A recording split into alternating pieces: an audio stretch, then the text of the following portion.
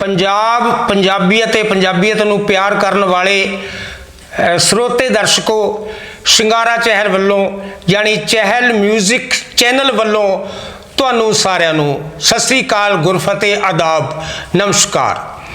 ਅੱਜ मैं ਤੁਹਾਡੇ ਸਾਹਮਣੇ ਇੱਕ ਇਹੋ ਜਿਹੀ ਇੰਟਰਵਿਊ ਲੈ ਕੇ ਪੇਸ਼ ਹੋਇਆ ਜਿਹੜਾ ਬੱਚਿਆਂ ਦੀ ਇੱਛਾ ਹੈ ਵੀ ਅਸੀਂ ਬਾਹਰ ਜਾਣੇ ਨੇ ਬਟ ਉਹ ਦੁਬਿਧਾ ਦੇ ਵਿੱਚ ਰਹਿੰਦੇ ਨੇ। ਉਹ ਸਾਰੀਆਂ ਦੁਬਿਧਾਵਾਂ ਅੱਜ ਤੁਹਾਡੀਆਂ ਹੱਲ ਕਰਨ ਦੀ ਆਪਾਂ ਕੋਸ਼ਿਸ਼ ਕਰ ਰਹੇ ਹਾਂ। ਮੇਰੇ ਨਾਲ ਕੋਈ ਬਾਹਰਲਾ ਬੰਦਾ ਨਹੀਂ ਹੈ, मेरे नाल बैठी है मेरी बेटी जो कि आस्ट्रेलिया तो आई है जिसका नाम है यशनूर। हाँ हेलो यशनूर। सत श्री अकाल जी।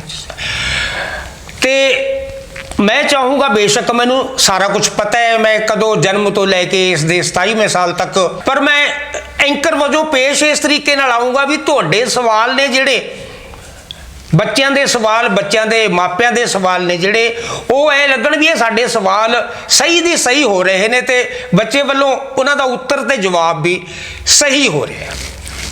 जसनूर आपां गल शुरू करिए +2 तो।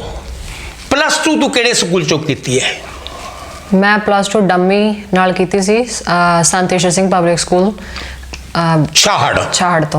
ठीक है। तो उत्थे मैं सिर्फ पेपर दिते ने, मतलब क्लासां मेरा डम्मी सी, मैं ट्यूशनस तो पढ़ियां मेनली क्योंकि मेरा नॉन मैडिकल लिया होया सी, फिजिक्स कैमिस्ट्री ते मैथ ते ओहदे ट्यूशन जरूरी सीगियां, तां करके फिर मैं पेपर जाके संत ईश्वर सिंह पब्लिक स्कूल च देते सी। जी जी। ते इस तो बाद कोई दिमाग दे विच अगे पढ़ाई दा कोई फुरना आया?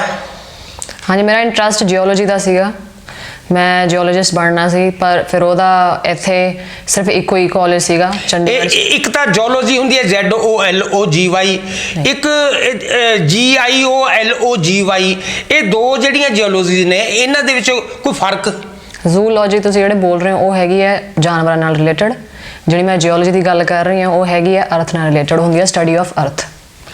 अच्छा, यानी फिर तो कहदा मतलब भी तेरे दिमाग च इच्छा सी मैं धरती दी विज्ञानक बनना है। हाँ जी। ਇਹਦਾ मतलब तेरी इच्छा सीगी ਉਹੀ ਕੈਲੀਫੋਰਨੀਆ ਦੇ ਵਿੱਚ ਜਿੱਥੇ ਸਾਰਾ ਕੁਝ ਹੁੰਦਾ ਹੈ ਉੱਥੇ ਤੱਕ ਜਾਣ ਦਾ ਤੁਹਾਡੇ ਮਨ ਦੇ ਵਿੱਚ? हाँ जी, मतलब ਫਿਰ ਇਹ ਸਾਰਾ ਕੁਝ ਅਚਾਨਕ ਕਿਵੇਂ ਤਬਦੀਲ ਹੋ ਗਿਆ? ਇਹ ਤਬਦੀਲ ਹੋ ਗਿਆ ਉਰੇ ਸਿਰਫ ਇੱਕੋ ਹੀ ਕਾਲਜ ਸੀ ਚੰਡੀਗੜ੍ਹ ਦੇ ਵਿੱਚ ਜਿੱਥੇ ਉੱਥੇ ਮੈਂ ਐਂਟਰੈਂਸ ਐਗਜ਼ਾਮ ਦਿੱਤਾ ਸੀ, ਪਰ ਮੇਰਾ ਥੋੜਾ ਕੱਟ ਆਫ ਦਾ ਵਿੱਚ ਨੰਬਰ ਆਇਆ ਸੀ, ਪਰ ਮੇਰੀ ਐਡਮਿਸ਼ਨ ਲੇਟ ਹੋ ਗਈ ਸੀ, ਤਾਂ ਉਦੋਂ ਉਸ ਤੋਂ ਬਾਅਦ ਆਪਾਂ ਨੂੰ ਸਿਰਫ ਇੱਕੋ ਹੀ ਕਾਲਜ ਸੀਗਾ ਜਿਹੜਾ ਦਿੱਲੀ 'ਚ ਪੈਂਦਾ ਸੀ। ਉਦੋਂ ਮਾਹੌਲ ਇੱਥੇ ਖਰਾਬ ਸੀ ਇੰਡੀਆ ਦੇ ਵਿੱਚ, ਤਾਂ ਕਰਕੇ ਫਿਰ ਆਪਾਂ ਸੋਚਿਆ ਵੀ ਬਾਹਰ ਦਾ ਦੇਖ ਲੈਂਦੇ ਹਾਂ, ਜਾਂ ਕੈਨੇਡਾ ਹੋ ਗਿਆ ਜਾਂ ਆਸਟ੍ਰੇਲੀਆ ਹੋ ਗਿਆ। ਤਾਂ ਉੱਥੋਂ ਮੈਂ ਪਤਾ ਕਰਨਾ ਸ਼ੁਰੂ ਕੀਤਾ ਵੀ ਕੈਨੇਡਾ ਮੌਂਟਰੀਅਲ ਦੇ ਵਿੱਚ ਮੈਨੂੰ ਐਡਮਿਸ਼ਨ ਮਿਲ ਰਹੀ ਸੀ, ਪਰ ਉਹਦਾ ਅੱਗੇ ਫਰਦਰ ਪ੍ਰੋਬਲਮ ਸੀਗੀਆਂ ਵੀ ਫੀਸ ਬਹੁਤ ਜ਼ਿਆਦਾ ਸੀ। ਫਿਰ ਪਤਾ ਕਰਨ ਤੋਂ ਬਾਅਦ ਫਰਦਰ ਰਿਸਰਚ ਤੋਂ ਬਾਅਦ ਪਤਾ ਲੱਗਿਆ ਵੀ ਉਹ ਕੋਰਸ ਦਾ ਅੱਗੇ ਸਕੋਪ ਵੀ ਬਹੁਤ ਘੱਟ ਹੈ, ਕਿ ਜੇ ਤੁਹਾਨੂੰ ਕੋਈ ਰਿਸਰਚ ਲਈ ਤੁਹਾਨੂੰ ਫੰਡਿੰਗ ਦੇ ਅੱਗੇ ਤਾਂ ਤੁਹਾਡਾ ਠੀਕ ਹੈ, ਜੇ ਨਹੀਂ ਫੰਡਿੰਗ ਦੇਵੇ ਤਾਂ ਫਿਰ ਉਹਦੀ ਥੋੜੀ ਅੱਗੇ ਆ ਕੇ ਪ੍ਰੋਬਲਮ ਹੋ ਸਕਦੀ ਹੈ। ਤਾਂ ਉੱਥੋਂ ਫਿਰ ਬਾਹਰ ਦਾ ਤਾਂ ਸ਼ੁਰੂ ਹੋ ਗਿਆ ਸੀ ਜਰਨੀ ਕਿ ਮੈਂ ਬਾਹਰ ਤਾਂ ਜਾਣਾ ਹੀ ਹੈ ਜੀ। ਤੇ ਉੱਥੋਂ ਫਿਰ ਕੋਰਸ ਦੀ ਖੋਜ ਸ਼ੁਰੂ ਹੋਈ ਵੀ ਕਿਹੜਾ ਕੋਰਸ ਲਵਾਂ ਜਿਹਦਾ ਸਕੋਪ ਹੋਵੇ। ਤੁਸੀਂ ਜਿਹੜਾ ਕੋਰਸ ਚੋਣ ਕੀਤੀ ਹੈ ਇਹ ਕੋਰਸ ਦੀ ਚੋਣ ਇਹ ਅਚਾਨਕ ਇਸ ਤਰ੍ਹਾਂ ਦੇ ਕੋਰਸ ਦੀ ਚੋਣ ਦੇ ਵਿੱਚ ਤੁਹਾਨੂੰ ਕੋਈ ਮਦਦ ਕੀਤੀ ਜਾਂ ਇਹ ਫੁਰਨਾ ਆਪਣੇ ਆਪ ਫੁਰਿਆ? ਕੋਰਸ ਦਾ ਨਾਂ ਦਰਸ਼ਕੋ ਮੈਂ ਦੱਸ ਦਿਆਂ, ਇਹਦਾ ਪਹਿਲਾ ਨਾਂ ਸੀ early child bachelor of education, ਹੁਣ ਬੈਚਲਰ ਆਫ ਚਾਈਲਡਹੁੱਡ एजुकेशन यही है ना? Bachelors of early childhood education. Bachelor of early childhood education ओदी चोण किवें होई? ਉਹਦੀ ਚੋਣ ਐਵੇਂ ਹੋਈ ਵੀ ਪਹਿਲਾਂ ਕੈਨੇਡਾ ਵਿੱਚ ਮੈਨੂੰ ਇਹਦਾ ਕੋਰਸ ਮਿਲ ਰਿਹਾ ਸੀ, ਤਾਂ ਮਤਲਬ ਤੁਸੀਂ ਜਦੋਂ ਕੰਸਲਟੈਂਟਸ ਕੋਲ ਜਾਂਦੇ ਹੋ ਉਹਨਾਂ ਦੀ ਪਹਿਲੀ ਪ੍ਰੈਫਰੈਂਸ ਹੁੰਦੀ ਹੈ ਤੁਹਾਨੂੰ ਅਕਾਊਂਟਿੰਗ ਦੇਤਾ, IT ਦੇਤਾ, ਜਿਹੜੇ ਕੋਰਸ ਵਿੱਚ ਉਹਨਾਂ ਨੂੰ ਕਮਿਸ਼ਨ ਬਣਦਾ, ਤਾਂ ਮੈਨੂੰ ਵੀ ਉਹੀ ਪਹਿਲਾਂ ਰੈਫਰ ਕੀਤਾ ਸੀ ਕਿ ਆਹ ਚੀਜ਼ਾਂ ਤੁਸੀਂ ਲੈ ਲਓ, ਉਹਦਾ ਸਕੋਪ ਬਹੁਤ ਜ਼ਿਆਦਾ ਉੱਥੇ। ਤਾਂ ਪਰ ਇੱਥੇ ਫੋਰਚੂਨੇਟਲੀ ਉੱਥੇ ਆਸਟ੍ਰੇਲੀਆ 'ਚ ਆਪਣਾ ਕੋਈ ਨੋਨ ਬੈਠਾ ਸੀ ਜਿਨ੍ਹਾਂ ਨੇ ਮੈਨੂੰ ਇਹੀ ਰੈਕਮੈਂਡ ਕੀਤਾ ਕਿ ਜਾਂ ਤਾਂ ਨਰਸਿੰਗ ਹੋ ਗਈ ਜਾਂ ਹੋ ਗਈ ਐਜੂਕੇਸ਼ਨ, ਕਿ ਆਹੀ ਦੋ ਕੋਰਸ ਨੇ ਮੇਨਲੀ ਜਿਨ੍ਹਾਂ ਦਾ ਸਕੋਪ ਉੱਥੇ ਹੈਗਾ, ਕਿ ਇਹਦੀ ਜਰਨੀ ਬਹੁਤ ਹੋਊਗੀ ਔਖੀ ਕਿਉਂਕਿ ਪੜ੍ਹਾਈ ਵੀ ਲੰਬੀ ਹੈ ਤੇ ਹਾਰਡ ਵੀ ਹੈ, ਪਰ ਇਹਦਾ ਅੱਗੇ ਜਾ ਕੇ ਤੁਹਾਨੂੰ ਫਾਇਦਾ ਬਹੁਤ ਹੋਊਗਾ ਜੇ ਕਰ ਸਕਦੇ ਹੋ। ਕਿ ਇਹ ਜਿਹੜੇ ਦੋਵੇਂ ਕੋਰਸਾਂ ਦੀ ਮੰਗ ਹੈ ਜਿਹੜੀ ਅੱਜ ਵੀ ਉੱਥੇ ਬਰਕਰਾਰ ਉਸੇ ਤਰ੍ਹਾਂ ਹੀ ਹੈ? हाँ, ਘੱਟ ਨਹੀਂ ਜ਼ਿਆਦਾ ਹੀ ਹੋ ਗਈ ਕੋਵਿਡ ਬਲਕਿ ਹੋਰ ਵੱਧ ਗਈ। ਤਾਂ ਜਿਹੜੇ ਬੱਚੇ ਆਪਣੀ ਮਿਹਨਤ ਕਰਕੇ ਉੱਥੇ ਦੇ ਟੀਚਰ ਬਣ ਜਾਣਗੇ ਜਾਂ ਜਿਨ੍ਹਾਂ ਦਾ ਹੈਗਾ ਸੰਕਲਪ ਵੀ ਉੱਥੇ ਜਾ ਕੇ ਮੈਂ ਟੀਚਰ ਬਣਾ ਤੇ ਜਾਂ ਉੱਥੇ ਜਾ ਕੇ ਮੈਂ ਨਰਸਿੰਗ ਦਾ ਕੰਮ ਕਰਾਂ, ਤਾਂ ਉਹਨਾਂ ਵਾਸਤੇ ਜਿਹੜਾ ਬ੍ਰਾਈਟ ਹੈ ਸਾਰਾ ਆਸਟ੍ਰੇਲੀਆ। ਹਾਂਜੀ, ਫਿਲਹਾਲ ਦੇ ਮਾਹੌਲ ਨਾਲ। ਹਾਂ, ਮਤਲਬ ਪਰ ਇਹ ਆ ਵੀ ਤੂੰ ਕਈ ਵਾਰੀ ਗੱਲਾਂ ਕਰਦੇ ਕਰਦੇ ਦੱਸਦੀ ਹੁੰਨੀ ਆ ਵੀ ਉੱਥੇ ਜਿਹੜੀ ਚੇਂਜ ਹੈ ਉਹ ਐ ਹੁੰਦੀ ਹੈ, ਕਿਸੇ ਵੀ ਸਿਸਟਮ ਦੇ ਵਿੱਚ ਚੇਂਜ ਪਤਾ ਨਹੀਂ ਕਦੋਂ ਚੇਂਜ ਹੋ ਜੇ। ਹਾਂਜੀ, ਤੇ ਇਹ ਉੱਥੋਂ ਦਾ ਡਰਾਬੈਕ ਹੈ ਕਿ ਇਹ ਗੱਲ ਠੀਕ ਜਾਂਦੀ ਹੈ ਆਪਣੇ ਲੋਕਾਂ ਦੇ ਮਾਮਲੇ 'ਚ। ਆਪਣੇ ਵਾਸਤੇ ਤਾਂ ਨਹੀਂ ਹੈਗੀ ਇਹ ਚੀਜ਼ ਠੀਕ, ਕਿਉਂਕਿ ਜੇ ਕੋਈ ਇੱਕ ਬੰਦਾ ਕਿਸੇ ਕੋਰਸ ਦੇ ਵਿੱਚ ਪੈ ਜੇ ਤੇ ਜਦੋਂ ਤੱਕ ਉਹਦਾ ਕੋਰਸ ਉਹ ਕੰਪਲੀਟ ਹੁੰਦਾ ਹੈ, ਕੀ ਪਤਾ ਉਹਦਾ ਸਕੋਪ ਚਲਾ ਜਾਵੇ ਤਾਂ ਉੱਥੇ ਆਪਾਂ ਨੂੰ ਘਾਟਾ ਵੀ ਪੈ ਸਕਦਾ ਹੈ। ਪਰ ਉੱਥੇ ਉਹਨਾਂ ਕਿੰਨੀ ਇਹ ਚੀਜ਼ ਜਾਇਜ਼ ਹੈ, ਕਿਉਂਕਿ ਉਹ ਦੇਖਦੇ ਨੇ ਸਕਿੱਲ ਬੇਸਡ, ਕਿ ਜਿੱਥੇ ਸਕਿੱਲ ਉਹਨਾਂ ਨੂੰ ਫੁੱਲਫਿਲ ਹੋ ਜਾਂਦੀ ਹੈ, ਜਿੱਥੇ ਉਹਨਾਂ ਦੀ ਲੇਬਰ ਦੀ ਕਮੀ ਪੂਰੀ ਹੋ ਜਾਂਦੀ ਹੈ, ਉੱਥੇ ਫਿਰ ਉਹ ਕੋਰਸ ਨੂੰ ਪ੍ਰੈਫਰੈਂਸ ਦੇਣਾ ਘੱਟ ਕਰ ਦਿੰਦੇ ਨੇ। ਤਾਂ ਉਹਨਾਂ ਕਿੰਨੀ ਉਹ ਆਪ ਸਹੀ ਕਰ ਰਹੇ ਨੇ, ਉਹ ਸੀਟਾਂ ਫਿਰ ਉਹਦੀਆਂ ਘਟਾ ਦਿੰਦੇ ਨੇ ਜਾਂ ਉਹਨੂੰ SOL ਲਿਸਟ ਜਿਹੜੀ ਕਿ PR ਦੀ ਲਿਸਟ ਹੈ ਉਹ 'ਚੋਂ ਕੱਢ ਦਿੰਦੇ ਨੇ। ਤਾਂ ਉਹ ਆਪਦੇ ਕਿੰਨੀ ਤਾਂ ਸਹੀ ਚੀਜ਼ ਕਰ ਰਹੇ ਨੇ, ਪਰ ਹਾਂ ਕਦੇ ਮਤਲਬ ਆਪਣੇ ਦੇਸ਼ ਦੀ ਤਰੱਕੀ ਵਾਸਤੇ, ਆਪਣੇ ਦੇਸ਼ ਨੂੰ ਇਕਨੋਮਿਕ ਤੌਰ ਤੇ ਤਕੜਾ ਕਰਨ ਵਾਸਤੇ ਉਹ ਸਟੈਪ ਚੱਕਦੇ ਨੇ, ਚਾਹੇ ਉਹ ਵਿਦੇਸ਼ੀ ਲੋਕਾਂ ਦੇ ਜਾਂ ਕਿਸੇ ਹੋਰ ਤਰ੍ਹਾਂ ਦੇ ਲੋਕਾਂ ਦੇ ਪੱਖ 'ਚ ਜਾਣ ਜਾਂ ਨਾ ਜਾਣ, ਉਹਨਾਂ ਨੇ ਦੇਸ਼ ਨੂੰ ਪਹਿਲ ਦੇਣੀ ਹੈ। ਉਹਨਾਂ ਦੇ ਆਪਦੇ ਦੇਸ਼ ਹੋ ਗਿਆ, ਪ੍ਰੈਫਰੈਂਸ ਤਾਂ ਉਹਨੂੰ ਹੀ ਦੇਣਗੇ, ਉਹਦੀ ਤਰੱਕੀ ਜਾਂ ਉੱਥੇ ਕਿਹੜੀ ਲੇਬਰ ਦੀ ਘਾਟ ਹੈ, ਉੱਥੇ ਕਿਹੜੀ ਚੀਜ਼ ਦੀ ਸ਼ਾਰਟੇਜ ਹੈ, ਪ੍ਰੈਫਰੈਂਸ ਤਾਂ ਉਹੀ ਹੁੰਦੀ ਹੈ। ਤਾਂ ਬਾਕੀ ਤਾਂ ਚੀਜ਼ਾਂ ਆਲੇ ਦੁਆਲੇ ਉਹ ਫਿਰ ਕਰਦੇ ਰਹਿੰਦੇ, ਜਿਵੇਂ ਹੁਣ ਕੋਵਿਡ ਦੇ ਟਾਈਮ। ਪਰ ਕੁਝ ਕੁ ਕੋਰਸ ਉੱਥੇ ਹੈਗੇ ਨੇ ਜਿਹੜੇ ਕਿ ਐਵਰਗ੍ਰੀਨ ਨੇ, ਉਹ ਤੁਹਾਨੂੰ ਪਤਾ ਹੈ ਉਹਨਾਂ ਦੇ ਜ਼ਰੂਰ ਨਾਲ ਹੈ। ਇੱਕ ਤਾਂ ਮੈਡੀਕਲ ਹੀ ਹੋ ਗਿਆ, ਮੈਡੀਕਲੀ ਕੋਈ ਵੀ ਕੋਰਸ ਕਰ ਲਓ ਉਹ ਤੁਹਾਨੂੰ ਉੱਥੇ ਕਿ ਉਹ ਦਊਗਾ ਹੀ ਹਮੇਸ਼ਾ ਫਾਇਦਾ ਦੇਊਗਾ। ਠੀਕ, ਐਜੂਕੇਸ਼ਨ ਹੋ ਗਿਆ, ਉਹਦੇ ਨਾਲ ਐਜੂਕੇਸ਼ਨ ਰਿਲੇਟਡ ਹੋ ਗਿਆ, ਸੋਸ਼ਲ ਵਰਕ ਉਹ ਵੀ ਉੱਥੇ ਹਮੇਸ਼ਾ ਉਹਦਾ ਵੀ ਰਹਿੰਦਾ ਹੀ ਹੈ ਸਕੋਪ। ਤੇ ਹੌਸਪਿਟੈਲਿਟੀ ਦੇ ਮੋਸਟਲੀ ਕੁਝ ਕੋਰਸ ਹੁੰਦੇ ਨੇ ਜਿਹੜੇ ਕਿ ਤੁਹਾਨੂੰ ਫਾਇਦਾ ਦੇ ਦਿੰਦੇ ਨੇ, ਪਰ ਉਹਦੇ 'ਚ ਅੱਗੇ ਫਰਦਰ ਕੰਪਲਿਕੇਸ਼ਨ ਹੁੰਦੀਆਂ ਨੇ ਵੀ ਤੁਸੀਂ ਐਕਸਪੀਰੀਅੰਸ ਕਿੰਨਾ ਕੁ ਲੈ ਸਕਦੇ ਹੋ, ਕਿਉਂਕਿ ਕਈ ਕੋਰਸਾਂ ਦੀ ਬਹੁਤ ਵੱਡੀ ਰਿਕੁਆਇਰਮੈਂਟ ਹੁੰਦੀ ਹੈ ਵੀ ਇਕੱਲੀ ਕੁਆਲੀਫਿਕੇਸ਼ਨ ਤੁਹਾਨੂੰ PR ਨਹੀਂ ਦਵਾਉਂਦੀ, ਤੁਹਾਨੂੰ ਐਕਸਪੀਰੀਅੰਸ ਚਾਹੀਦਾ ਹੈ, ਪਰ ਉਹਦੇ ਵਿੱਚ ਜੌਬ ਲੈਣੀ ਬਹੁਤ ਔਖੀ ਹੁੰਦੀ ਹੈ। ਤਾਂ ਇਹ ਚੀਜ਼ਾਂ ਬਹੁਤ ਕਰਦੀਆਂ ਨੇ, ਪਰ ਇਹ ਕੁਝ ਕੁ ਕੋਰਸ ਹੈ ਜੇ ਹੈਗੇ ਨੇ ਮੇਨਲੀ, ਮਤਲਬ ਜਿਹੜਾ ਵੀ ਕੋਰਸ ਤੁਸੀਂ ਐਕਸਟੈਂਡਡ ਟਾਈਮ ਲਈ ਕਰ ਸਕਦੇ ਹੋ, ਬੈਚਲਰਸ ਤੁਸੀਂ ਕਰ ਸਕਦੇ ਹੋ, ਮਾਸਟਰ ਤੁਸੀਂ ਕਰ ਸਕਦੇ ਹੋ, ਉਹ ਕਰੋ। ਡਿਪਲੋਮਾ ਹੋ ਗਿਆ, ਸਰਟੀਫਿਕੇਟ 3 ਹੋ ਗਿਆ, ਇਹਨਾਂ ਦਾ ਟਾਈਮ ਵੇਸਟ ਨਾ ਕਰੋ। ਮਤਲਬ ਡਿਪਲੋਮਿਆਂ ਦਾ ਯੁੱਗ ਚਲਾ ਗਿਆ? ਨਹੀਂ, ਹਾਂ, ਮੋਸਟਲੀ ਤਾਂ ਉਦੋਂ ਡਿਪਲੋਮਾ ਤੇ ਵੀਜ਼ਾ ਵੀ ਲਾਉਣੇ ਉਹਨਾਂ ਨੇ ਬੰਦ ਕਰਤੇ। Mainly bachelors and graduate diploma ਹੋ ਗਿਆ, ਜਿਹੜਾ ਕਿ ਮਾਸਟਰ ਦੇ ਇਕੁਇਵਲੈਂਟ ਹੁੰਦਾ ਹੈ। ਮਤਲਬ ਉਹਨਾਂ ਦੀ ਘੱਟੋ ਘੱਟ ਕੁਆਲੀਫਿਕੇਸ਼ਨ ਹੁਣ ਡਿਗਰੀ ਰਹਿ ਗਈ। ਹਾਂਜੀ, ਮਤਲਬ ਡਿਗਰੀ ਤੋਂ ਸ਼ੁਰੂ ਮੰਨਦੇ ਨੇ ਉਹ, ਜੇ ਕੋਈ ਵੀ ਕੰਮ ਹੈ ਜਾਂ ਕੰਮ ਦੇਣਾ ਹੈ ਜਾਂ ਕੁਝ ਕਰਨਾ ਹੈ ਜਾਂ ਨੌਕਰੀ ਦੇਣੀ ਹੈ, ਜੋ ਮਤਲਬ ਉਹ ਡਿਗਰੀ ਤੋਂ ਸ਼ੁਰੂ ਮੰਨਦੇ ਨੇ। ਹਾਂਜੀ, ਮਤਲਬ ਮੰਨਦੇ ਤਾਂ ਐਵੇਂ ਨੇ ਵੀ ਕਰ ਤਾਂ ਤੁਸੀਂ ਡਿਪਲੋਮਾ ਵੀ ਸਕਦੇ ਹੋ, ਪਰ ਐ ਨਹੀਂ ਪਤਾ ਤੁਹਾਡਾ ਉੱਥੋਂ ਉਰੇ ਵੀਜ਼ਾ ਦੀ ਕੰਪਲਿਕੇਸ਼ਨ ਹੋ ਜਾਏ। ਜਿਵੇਂ ਮੈਂ ਜਦੋਂ ਗਈ ਸੀ, ਮੈਨੂੰ ਇਹ ਚੀਜ਼ ਕਿਹਾ ਗਿਆ ਸੀ ਵੀ ਇਕੱਲਾ ਮੈਂ ਡਿਪਲੋਮਾ ਹੀ ਲੈਣਾ ਸੀ ਅਰਲੀ ਚਾਈਲਡਹੁੱਡ ਦੇ ਵਿੱਚ, ਪਰ ਮੈਨੂੰ ਕਿਹਾ ਗਿਆ ਸੀ ਵੀ ਡਿਪਲੋਮੇ ਦੇ ਬੇਸ ਤੇ ਤੇਰਾ ਵੀਜ਼ਾ ਨਹੀਂ ਆਉਣਾ। ਤਾਂ ਫਿਰ ਮੈਂ ਲਈ ਸੀ ਪਾਥਵੇਜ਼ ਦੇ ਨਾਲ ਆਪਦੀ ਬੈਚਲਰਸ। ਉਦੋਂ ਹੋਰ ਵੀ ਸੀ ਪ੍ਰੋਬਲਮ ਕਿ ਉਦੋਂ ਬੈਚਲਰਸ ਉਹ ਡਾਇਰੈਕਟ ਮੈਨੂੰ ਆਫਰ ਨਹੀਂ ਕਰ ਰਹੀ ਸੀ ਕੋਈ ਵੀ ਯੂਨੀਵਰਸਿਟੀ, ਕਿਉਂਕਿ 8 ਸਾਲ ਪਹਿਲਾਂ ਦੀ ਗੱਲ ਹੈ। ਤਾਂ ਉਦੋਂ ਮੈਂ ਸਰਟੀਫਿਕੇਟ 3 ਫਰਦਰ ਫਿਰ ਡਿਪਲੋਮਾ ਤੇ ਟੂ ਬੈਚਲਰਸ, ਤਾਂ ਮੈਂ ਐਵੇਂ ਇੱਕ ਲੈ ਕੇ ਗਈ ਸੀ। ਮਤਲਬ ਉਹਨਾਂ ਨੂੰ ਆਲਰੇਡੀ ਸ਼ੋਰ ਕਰਕੇ ਗਈ ਸੀ ਵੀ ਮੈਂ ਤੁਹਾਡੇ ਉੱਥੇ ਪੂਰੀ ਪੜ੍ਹਾਈ ਕਰਨੀ ਹੈ, ਕਿ ਮੈਂ ਬੈਚਲਰਸ ਫਿਨਿਸ਼ ਕਰੂੰਗੀ, ਉਹਦੇ ਬੇਸ ਤੇ ਮੈਨੂੰ ਵੀਜ਼ਾ ਮਿਲਿਆ ਸੀ। ਸ਼ਾਇਦ ਜੇ ਮੈਂ ਇਕੱਲਾ ਡਿਪਲੋਮਾ ਅਪਲਾਈ ਕਰਦੀ ਮੇਰਾ ਵੀਜ਼ਾ ਨਾ ਹੁੰਦਾ। ਅੱਛਾ, ਇਹਦਾ ਨਾ ਇਹ ਪੂਰੇ ਦਾ ਪੂਰਾ ਪ੍ਰੋਸੈਸ ਹੈ, ਕਿਉਂਕਿ ਮੈਨੂੰ ਵੀ ਨਹੀਂ ਸੀ ਪਤਾ। ਵੀਰਾ ਤੇ ਇਥੋਂ ਵੱਡਾ ਹੈ ਹਸਨਵੀਰ, ਉਹਨੂੰ ਵੀ ਨਹੀਂ ਇਹ ਕੁਝ ਸੀ ਪਤਾ। ਸਾਨੂੰ ਇਹ ਪਤਾ ਸੀ ਵੀ ਇਹ ਲੈਪਟਾਪ ਤੇ ਕੋਈ ਨਾ ਕੋਈ ਕੁਝ ਆਟਾ ਵਟਾ ਕਰ ਰਹੀ ਹੈ, ਬਟ ਇਹ ਜਿਹੜੀ ਕਿਉਂਕਿ ਜਿਹੜਾ ਏਜੰਟ ਹੈ ਉਹ ਵੀ ਤੁਹਾਨੂੰ ਭਾਲੇ ਤੋਂ ਯੂਨੀਵਰਸਿਟੀ ਨੇ ਦੱਸਿਆ ਵੀ ਸਾਡਾ ਏਜੰਟ ਤਾਂ ਫਲਾਣੇ ਸਾਹਮਣੇ ਬੈਠਾ ਕੋਈ, ਤੇ ਫਿਰ ਤੂੰ ਇਹ ਸਾਰਾ ਕੁਝ ਆਪ ਸਿੱਧਾ ਕੀਤਾ ਉੱਥੋਂ ਦੇ ਵਾਈਸ ਚਾਂਸਲਰ ਨੇ ਨਾਲ ਜੇ ਨਾ ਜਾਂ ਯੂਨੀਵਰਸਿਟੀ ਦੇ ਨਾਲ। ਇਹ ਕਹਾਣੀ ਜ਼ਰੂਰ ਸਮਝਾ ਵੀ ਉਹ ਤੂੰ ਬਿਲਕੁਲ ਡਾਇਰੈਕਟ ਜਿਹਨੂੰ ਆਪਾਂ ਕਹਿੰਦੇ ਆ ਮੈਲਬੌਰਨ ਕਿਹੜੀ ਸੀਗਾ ਵਿਕਟੋਰੀਆ ਦੀ ਯੂਨੀਵਰਸਿਟੀ, ਉਹਦੇ ਨਾਲ ਜਿਹੜਾ ਸਿੱਧਾ ਰਾਬਤਾ ਤੂੰ ਕੀਤਾ ਵਾਈਸ ਚਾਂਸਲਰ ਨਾਲ, ਇੰਨੀ ਹਿੰਮਤ ਤੇਰੇ 'ਚ ਕਿੱਥੋਂ ਆਈ ਹੈ? ਉੱਥੇ ਇਹ ਹੋ ਗਿਆ ਸੀ ਵੀ ਜਿੱਥੇ ਫਾਈਲ ਲਾਈ ਹੋਈ ਸੀ ਵਿਕਟੋਰੀਆ ਯੂਨੀਵਰਸਿਟੀ 'ਚ, ਉੱਥੇ 3 ਮਹੀਨੇ ਵੇਟ ਕਰਨ ਤੋਂ ਬਾਅਦ ਵੀ ਆਫਰ ਲੈਟਰ ਨਹੀਂ ਆਇਆ। ਤਾਂ ਜਿਹੜਾ ਏਜੰਟ ਸੀ ਉਹ ਕੰਸਿਸਟੈਂਟਲੀ ਇੱਕੋ ਹੀ ਜਵਾਬ ਦੇਈ ਜਾ ਰਹੇ ਸੀ। ਨਹੀਂ, ਇਹਦੇ ਪਿੱਛੇ ਕੁਝ ਗਲਤ ਛੱਡ ਗਈ। ਮੇਰਾ ਮਤਲਬ ਸੀਗਾ ਵੀ ਇਹ ਤੂੰ ਆਪਣੇ ਆਪ ਪਹੁੰਚ ਕੀਤੀ ਯੂਨੀਵਰਸਿਟੀ ਤੱਕ, ਹਾਂਜੀ, ਮੈਂ ਬਗੈਰ ਕੋਈ ਵਿਚਾਲੇ ਬੰਦਾ ਲਏ, ਬਗੈਰ ਕੋਈ ਆਪਣਾ ਏਜੰਟ ਲਏ, ਤੂੰ ਸਿੱਧੀ ਆਪਣੇ ਆਪ ਅਪਰੋਚ ਕੀਤੀ ਸੀਗੀ ਵਾਈਸ ਚਾਂਸਲਰ ਨੂੰ ਕਹਿ ਲਓ ਜਾਂ ਯੂਨੀਵਰਸਿਟੀ ਨੂੰ ਕਹਿ ਲਓ। ਉਹ ਮੈਂ ਪੁੱਛਦਾ ਵੀ ਉਹ ਤੈਨੂੰ ਕਿਸ ਤਰ੍ਹਾਂ ਇਹ ਜਾਂਚ ਆਈ? ਮੈਂ ਡਾਇਰੈਕਟ ਹੀ, ਕਿਉਂਕਿ ਲੋਕ ਤਾਂ ਇੱਥੇ ਏਜੰਟਾਂ ਕੋਲੇ ਫਿਰੀ ਜਾਂਦੇ ਨੇ, ਕਿਸੇ ਨੂੰ ਜੋ ਏਜੰਟ ਜਿੱਦਾਂ ਦੀ ਗਾਈਡੈਂਸ ਦੇ ਦਿੰਦਾ ਲੋਕ ਵਿਚਾਰੇ ਉਸੇ ਤਰ੍ਹਾਂ ਦੀ ਗਾਈਡੈਂਸ ਮੰਨ ਲੈਂਦੇ ਨੇ। ਪਰ ਮੇਰਾ ਖਿਆਲ ਹੈ ਵੀ ਹੋਰ ਮੈਨੂੰ ਨਹੀਂ ਕੋਈ ਬੱਚਾ ਦਿਖਿਆ, ਇਸ ਕਰਕੇ ਨਹੀਂ ਹੈ ਵੀ ਤੂੰ ਮੇਰੀ ਬੇਟੀ ਹੈ ਮੈਂ ਤਾਂ ਕੋਈ ਸ਼ੇਖੀ ਮਾਰਾਂ। ਮੇਰਾ ਮਤਲਬ ਇਹ ਹੈ ਵੀ ਬੱਚਿਆਂ ਨੂੰ ਪਤਾ ਲੱਗ ਸਕੇ ਵੀ ਇਹ ਕੰਮ ਐਦਾਂ ਵੀ ਹੋ ਜਾਂਦਾ, ਤੁਹਾਨੂੰ ਕਿਸੇ ਏਜੰਟ ਦੀ ਨਹੀਂ ਲੋੜ, ਤੁਸੀਂ ਸਹੀ ਵੀ ਸਿੱਧਾ ਵੀ ਕੁਝ ਕਰ ਸਕਦੇ ਹੋ। ਤੈਨੂੰ ਏਜੰਟ ਜਦੋਂ ਤੈਨੂੰ ਲੋੜ ਪਈ ਫੀਸਾਂ ਭਰਨ ਦੀ ਜਾਂ ਕੁਝ ਉਹਨਾਂ ਦੀ ਰਾਬਤਾ ਬਣਾਉਣ ਦੀ, ਉਦੋਂ ਫਿਰ ਏਜੰਟ ਤੁਹਾਨੂੰ ਕਿੰਨੇ ਚਿਰ ਬਾਅਦ ਮਿਲਿਆ? ਏਜੰਟ ਤਾਂ ਮਿਲ ਗਿਆ ਸੀ। ਕੰਪਲਿਕੇਸ਼ਨ ਇਹ ਆਈ ਸੀ ਵੀ ਉਹ ਮੇਰੇ ਨਾਲ ਟਰੂਥਫੁਲ ਨਹੀਂ ਸੀ ਸ਼ੁਰੂ ਤੋਂ। ਤਾਂ ਜਦੋਂ ਮੈਨੂੰ ਲੱਗਿਆ ਵੀ ਮੇਰਾ ਹੋ ਰਿਹਾ ਟਾਈਮ ਵੇਸਟ। ਟਰੂਥਫੁਲ ਮਤਲਬ ਝੂਠ ਬੋਲਦਾ ਸੀ? हाँ, मतलब लारे ला रहे सी आपदी ਤਾਂ मतलब ਉਹ ਵੀ ਇੱਕ ਸਰਟਨ ਟਾਈਮ ਤੱਕ ਮੈਂ ਵੇਟ ਕੀਤਾ। ਤਾਂ ਉਦੋਂ ਬਾਅਦ ਮੈਨੂੰ ਪਤਾ ਲੱਗ ਰਿਹਾ ਸੀ ਕਿ ਵੀ ਮੇਰਾ ਟਾਈਮ ਵੇਸਟ ਹੋ ਰਿਹਾ, ਕਿਉਂਕਿ ਮੇਰਾ ਸਮੈਸਟਰ ਉੱਥੇ ਆਲਰੇਡੀ ਸ਼ੁਰੂ ਹੋ ਗਿਆ ਸੀ। ਜਿਹੜਾ ਸਮੈਸਟਰ ਮੈਂ ਐਨਰੋਲਮੈਂਟ ਲੈਣੀ ਸੀ ਉਹ ਸਮੈਸਟਰ ਉੱਥੇ ਸ਼ੁਰੂ ਹੋ ਗਿਆ। ਆਸਟ੍ਰੇਲੀਆ ਚ ਉਹ ਚੱਲ ਚੁੱਕਿਆ ਸੀ, ਤਾਂ ਸ਼ੁਰੂ ਹੋ ਗਿਆ ਸੀ। ਤਾਂ ਮੇਰਾ ਆਫਰ ਲੈਟਰ ਵੀ ਉਹਨਾਂ ਨੇ ਰਿਲੀਜ਼ ਨਹੀਂ ਕੀਤਾ ਸੀ। ਤਾਂ ਉਦੋਂ ਬਾਅਦ ਮਤਲਬ ਇਹ ਫਿਰ ਮੈਂ ਆਪਦੀ ਫਰਦਰ ਰਿਸਰਚ ਕੀਤੀ ਕਿ ਮੈਂ ਸਿੱਧਾ ਕਿਸੇ ਨੂੰ ਕੰਟੈਕਟ ਕਰ ਸਕਦੀ ਹਾਂ ਨਹੀਂ ਕਰ ਸਕਦੀ। ਤਾਂ ਫਿਰ ਉੱਥੇ ਮੈਂ ਜਿਹੜੇ ਉੱਥੇ ਐਡਮਿਨਿਸਟ੍ਰੇਸ਼ਨ 'ਚ ਬੈਠੇ ਹੁੰਦੇ ਨੇ, ਮੈਂ ਉਹਨਾਂ ਨੂੰ ਸਿੱਧਾ ਫੋਨ ਕੀਤਾ। ਇਹਦੀ ਇੱਕ ਹੋਰ ਰੀਜ਼ਨ ਇਹ ਹੈ ਕਿਉਂਕਿ ਜਿਹਦੀ ਫਾਈਲ ਹੁੰਦੀ ਹੈ, ਜਿਹਦੀ ਐਪਲੀਕੇਸ਼ਨ ਹੁੰਦੀ ਹੈ, ਉਹ ਆਨਸਰ ਸਿਰਫ ਉਹਨੂੰ ਕਰਦੇ ਨੇ।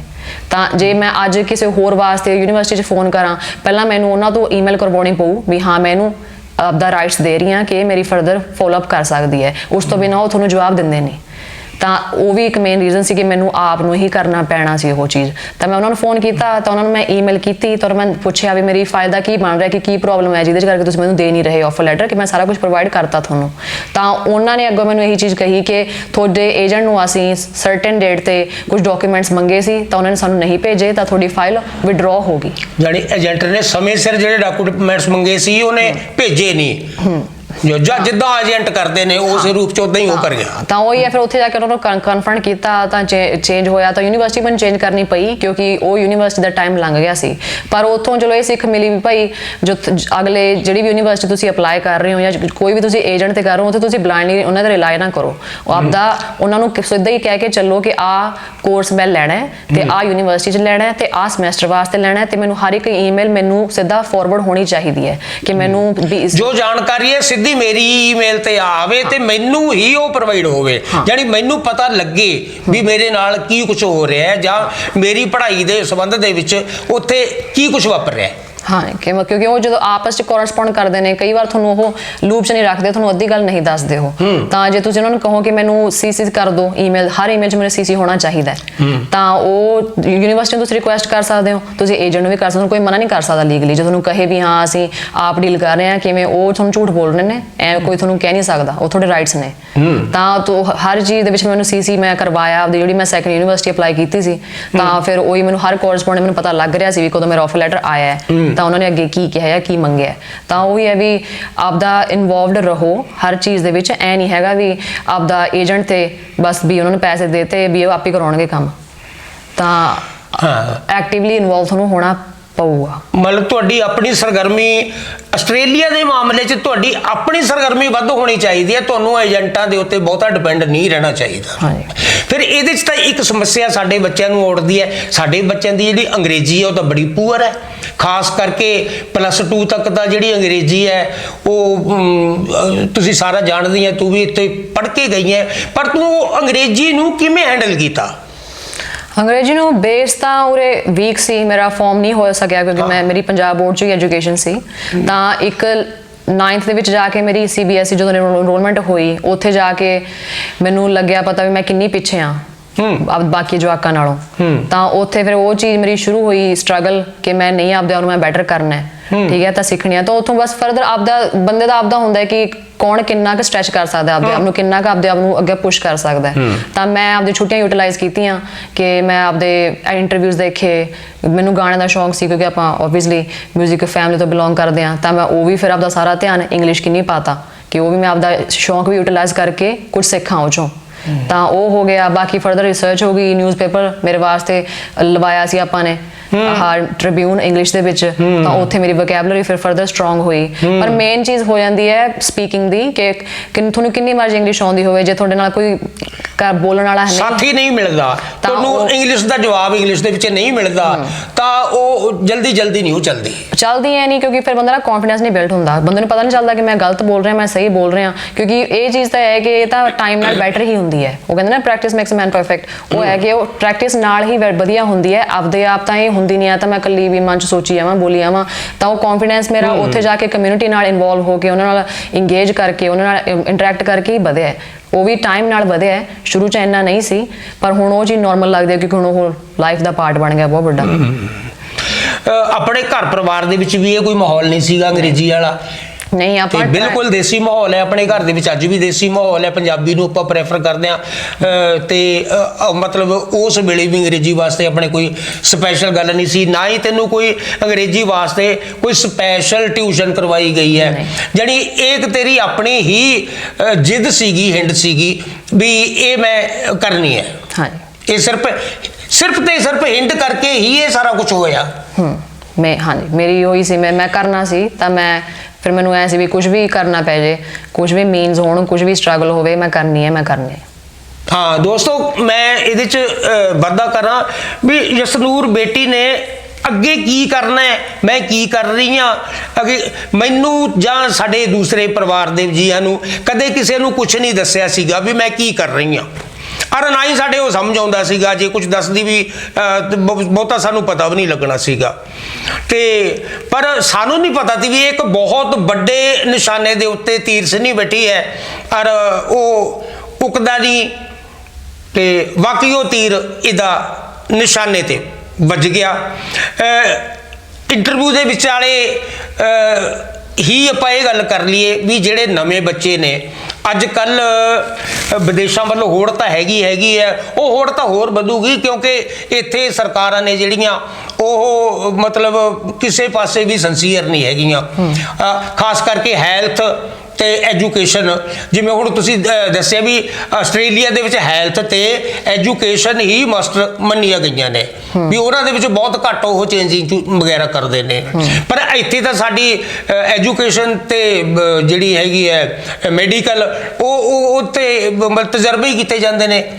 ਤੇ ਉਹਨਾਂ ਦੇ ਵਿੱਚੋਂ ਵੀ ਜਿਹੜੇ ਨਵੇਂ ਬੱਚੇ ਨੇ ਉਹਨਾਂ ਨੂੰ ਕੀ ਕਹਿਣਾ ਚਾਹੁੰਦੀ ਆ ਵੀ ਤੁਸੀਂ ਕੀ ਕਰੋ, ਕਿੱਦਾਂ ਕਰੋ? ਵਿੱਚ ਆ ਗਿਆ ਇੰਗਲੈਂਡ, ਅਮਰੀਕਾ, ਕੈਨੇਡਾ, ਹੋਰ ਬੜੇ ਦੇਸ਼ ਖੁੱਲੇ ਹੋਏ ਨੇ, ਹੁਣ ਤਾਂ ਕੰਧਾਂ ਚੱਕਤੀਆਂ ਵਿਚਾਲੋਂ, ਤੇ ਸਾਰੇ ਦੇਸ਼ ਖੁੱਲੇ ਨੇ, ਕੋਈ ਕਿੱਥੇ ਕਦੋਂ ਵੀ ਜਾ ਸਕਦਾ ਹੈ, ਬਸ਼ਰਤੇ ਕਿ ਉਹਦੇ 'ਚ ਕੋਈ ਟੈਲੈਂਟ ਹੋਣਾ ਚਾਹੀਦਾ ਹੈ।